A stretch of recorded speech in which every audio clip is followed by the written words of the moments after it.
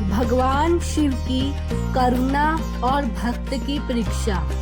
हे भक्तों, कार्तिक मास की ये पवित्र कथा हमें सिखाती है कि जब कोई मनुष्य पूरे विश्वास से ईश्वर की शरण में आता है तो भगवान स्वयं उसकी रक्षा के लिए सब सीमाएं तोड़ देते हैं। आज की कथा में हम सुनेंगे कैसे भगवान शिव ने एक साधारण भक्त की परीक्षा ली, कैसे उस भक्त ने विपरीत परिस्थितियों में भी भक्ति नहीं छोड़ी और कैसे भगवान ने उसे परम कृपा का वरदान दिया।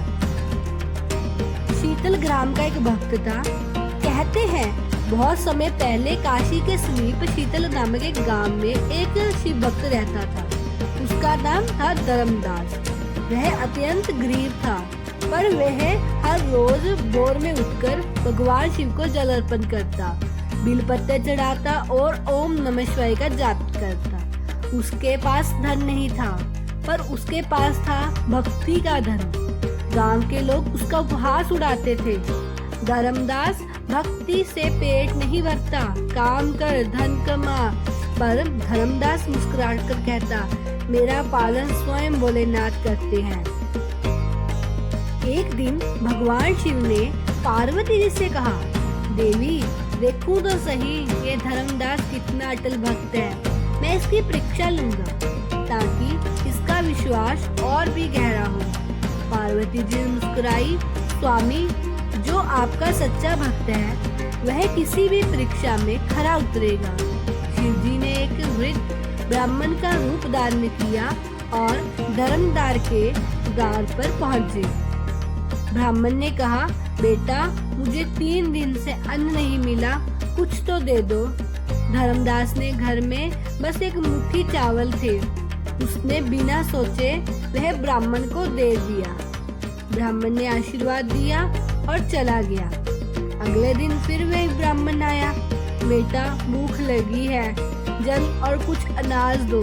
धर्मदास ने घर की आखिरी रोटी और पानी भी दे दिया।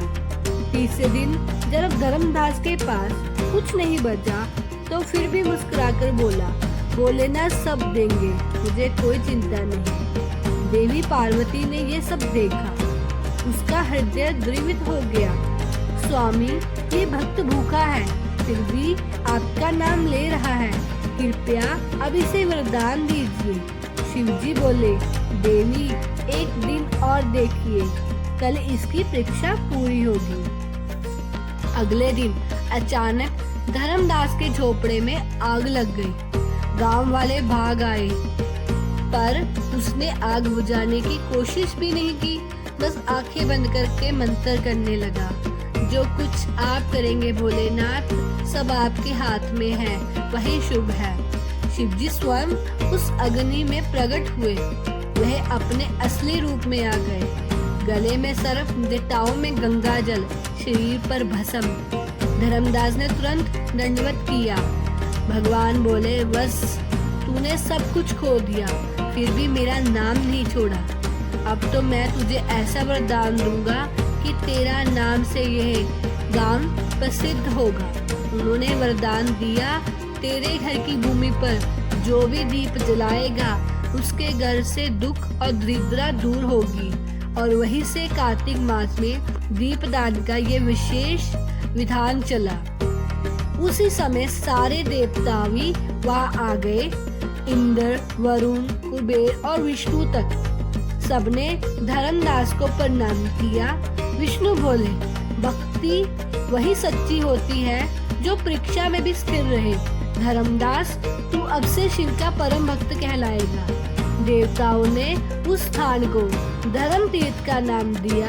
आज जो भी कहा जाता है कि कार्तिक मास में वहाँ दीप जलाने से मनुष्य के अकाल मृत्यु से मुक्ति मिलती है। पार्वती जी ने धर्मदास से कहा, बस आज से मैं तेरी माता के रूप में रहूंगी।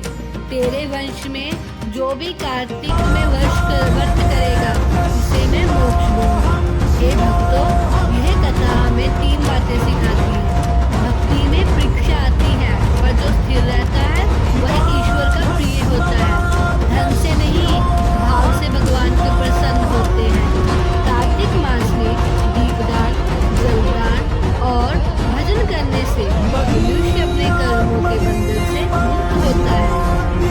नाथ, जब श्रावण के महीने का नामक इतना एक महत्व गरीब क्यों भक्त है? ने सखा, कठिन से जब कठिन समुद्र मंथन परिस्थितियों हुआ में भी था तो शिव का उसमें से नाम निकला नहीं विष छोड़ा। इतना तो विषैला भगवान था कि स्वयं पूरी सृष्टि को उसकी नष्ट कर झोपड़ी में सकता प्रकट था। हुए तब देवों और के उसे देव महादेव ने अमरता का उस विष आशीर्वाद को दिया। अपने यही कंठ में कथा धारण बताती कर है लिया कि और बने सच्ची भक्ति नीलकंठ। से ये घटना कभी हानि श्रावण नहीं मास में होती। हुई थी, केवल इसलिए भगवान आज भी की इस महीने भक्ति शिव बढ़ती जाती है। ऐसी और वीडियो के लिए हमें सब्सक्राइब कीजिए। कमेंट बॉक्स में हर हर महादेव और जय माँ लक्ष्मी और माता पार्वती लिखना मत भूलिए।